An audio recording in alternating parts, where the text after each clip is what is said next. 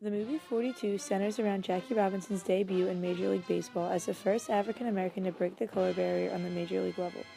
The movie documents his career from his beginning in the minor leagues with the Montreal Royals to being drafted by Branch Rickey, the general manager of the Brooklyn Dodgers, and his first season with the Dodgers. Choosing Robinson to be the first African American to enter the league was a calculated decision, and Rickey's apprehension is shown in the movie. People aren't going to like this. They're going to do anything to get you to react. Echo a curse with a curse, and they'll hear only yours. Follow a blow with a blow, and they'll say the Negro Rickey's lost prediction his proved to be true, and fans, other teams, and other coaches heckled and made racial slurs at Robinson through all of the games. Most famously, Ben Chapman, the manager for the Philadelphia Phillies at the time, harassed Robinson to an extent never before seen in Major League Baseball. The movie accurately portrays the scene with Chapman, however, the aftermath of the comment as shown in the movie is not accurate. In real life, Robinson did not walk out of the stadium and smash a bat against the wall as seen in the movie. In the movie, the Phillies general manager, Herb Pennock, is shown asking Rickey to not bring Robinson with the Dodgers to play the Phillies for a second time. Why is This that, is also Herb? historically accurate. Name is Both Jackie in the movie and in real Robinson, by the life, the way. Dodgers brought Robinson to play in the second game, and before the game, Chapman requested to take a picture with Robinson to restore his reputation. Through these racial slurs and comments, the team continued to stick up for Robinson, especially after the comments made by Ben Chapman. Before the Dodgers played the Phillies, the team was divided. Some were so against playing in Robinson's team that they wrote a petition to get Robinson off the team. This actually did occur, however, the team soon accepted Robinson as one of their own. This is seen in the scene in which the Dodgers are playing in Cincinnati. Both in history and in the movie, teammate Pee Wee Reese defended Robinson against the attacks from the fans by putting his arm around him.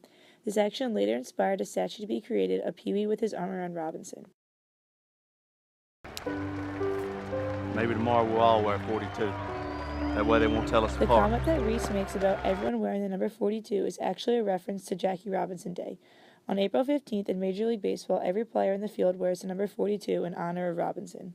Many of the baseball scenes in the movie are over-dramatized for Hollywood. The scene in which Robinson is playing on the Montreal Royals in the first game against the Dodgers, Robinson did not actually steal two bases, and the pitcher did not balk on the last pitch as shown in the movie.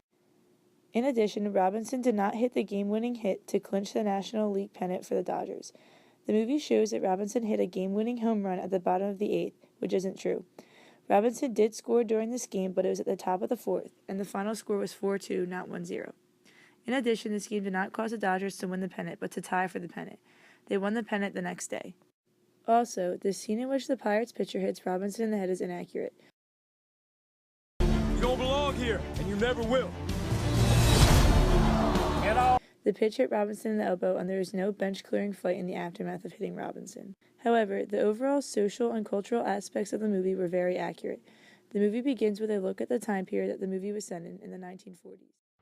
African Americans had served their country gallantly. But they returned home from fighting a war to free the world from tyranny only to find racism, segregation, and Jim Crow laws still waiting at home. Segregation was the law and custom of the land, and no group was more scrupulous in its observance of custom than organized baseball. There was a long road ahead. The movie mentions topics such as Jim Crow laws, the attitude of African American war veterans, and the new look on racism that the war created. The movie correctly explains why African American war veterans were upset.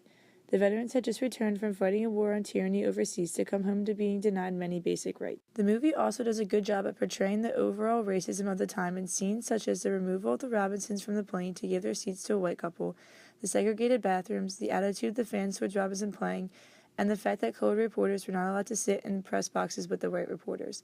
The fact that African American reporters could not sit in press boxes with white reporters was accurate, and Wendell Smith, Robinson's reporter throughout the whole movie, did actually have to sit in the stands with a typewriter on his knees. Overall, the movie 42 is extremely accurate. Most of the events in the movie are historically accurate, with minor changes to make the film more dramatic.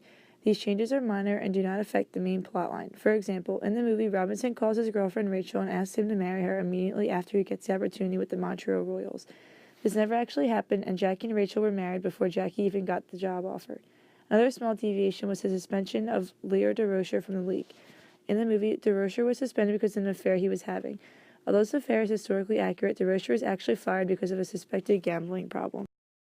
As a whole, the movie 42 serves its purpose of conveying the message and legacy of Jackie Robinson to its audience, making it an overall great and historically accurate movie.